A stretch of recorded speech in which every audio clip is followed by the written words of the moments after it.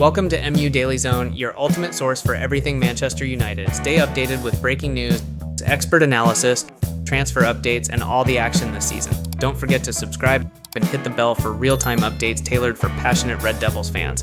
Here's what's in today's bulletin. Rio Ferdinand calls for ruthless decision-making at Man United. Two key players at Man United fully utilized by Amorim. Manchester United signs 14-year-old talent. The farce and flip-flopping at Manchester United. Rio Ferdinand has openly criticized Manchester United's players and shared his opinion on how the club should deal with them moving forward. Currently, Manchester United is in 13th place in the Premier League, 8 points behind the top four. Amidst the club's struggles, Ferdinand made blunt remarks about the team's players. On his YouTube channel, he urged Manchester United to take a ruthless approach with underperforming players. Ferdinand said, "I just hope they will be ruthless with the terrible players that are there. If there are players who are not good enough, and as fans, we can all name someone who we think isn't up to scratch. If they've been there too long or are simply not good enough, be ruthless and get rid of them quickly, immediately." I hope they do that, but with players who have contracts in various layers, it's a different matter. But please, be ruthless, really.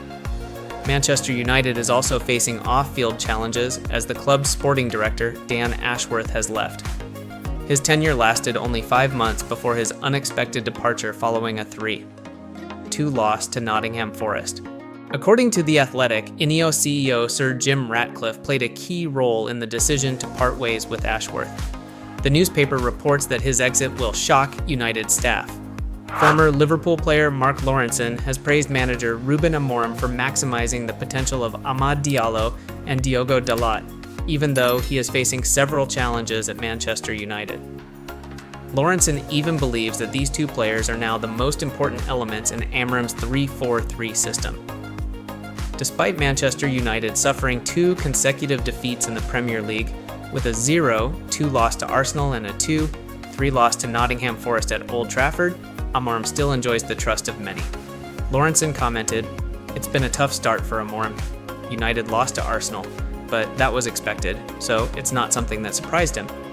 What matters is that people are judging him game by game."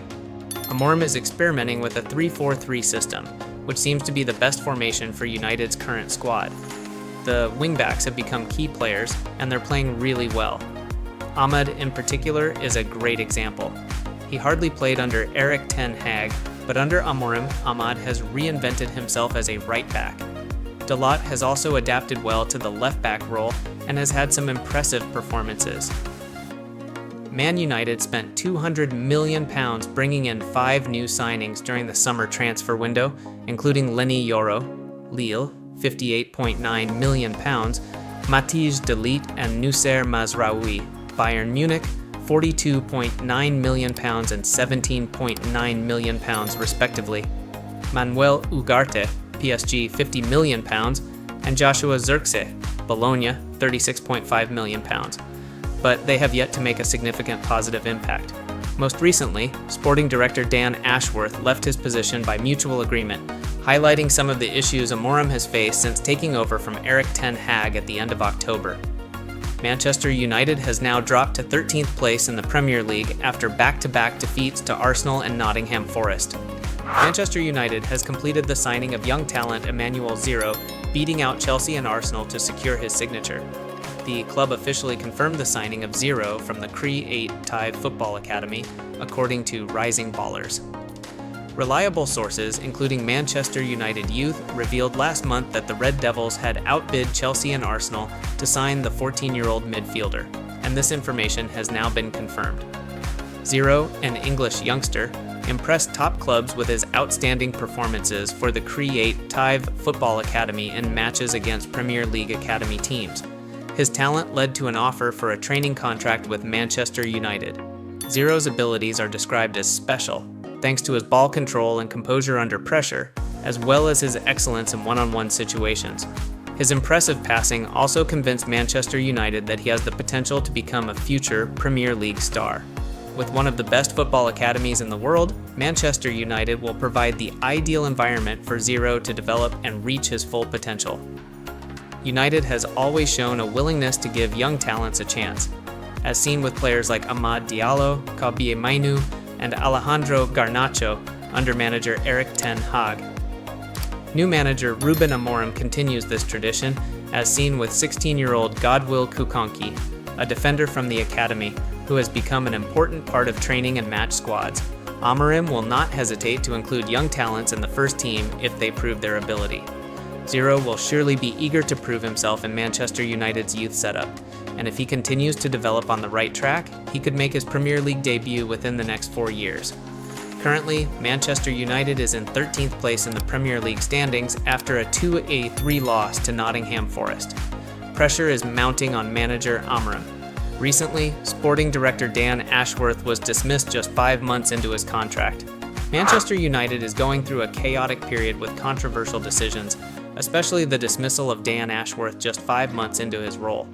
The club is facing a turbulent time under the leadership of Sir Jim Ratcliffe, with a series of questionable decisions and significant financial losses. Recently, the sudden departure of sporting director Dan Ashworth after just 5 months in the job has sparked outrage within the club and among fans. Although Ashworth was introduced as one of the world's top sporting directors when he joined, he was swiftly fired, creating a farce that has led many to question the stability and long-term vision of Manchester United under Ineos's leadership.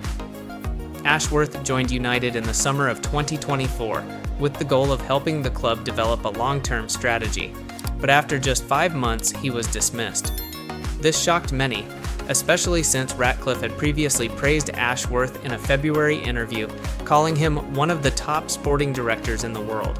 However, just a few months later, the decision to fire Ashworth was made, causing both financial damage and a blow to the morale of club staff. This move also highlighted a power struggle between Ashworth and Manchester United's CEO, Omar Barada. The conflict ended with Barada emerging victorious, as Ashworth was ousted from the club. These tensions reveal that the club's leadership structure is far less stable than many had hoped under Ineos.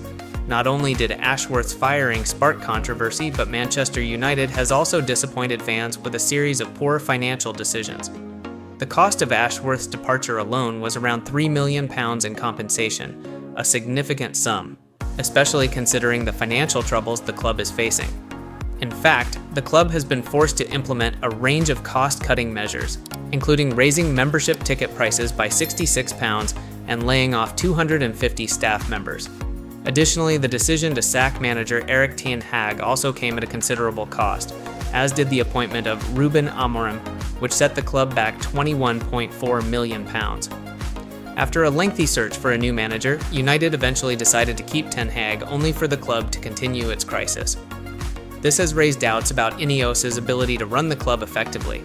Ashworth's departure is just one example of the instability at Manchester United, as the club seems to have struggled to find a clear direction under Ineos's leadership, with major staff changes occurring without a clear long-term strategy. The firing of 2 sporting directors, Ashworth and John Murtough, within 8 months highlights the lack of stability in the club's leadership. This raises serious questions about whether Ineos is the right fit to manage Manchester United. Can Ratcliffe and his team build a strong leadership structure to restore the club to its former glory? Or will the club continue to be bogged down by power struggles and poor financial decisions, preventing them from moving forward?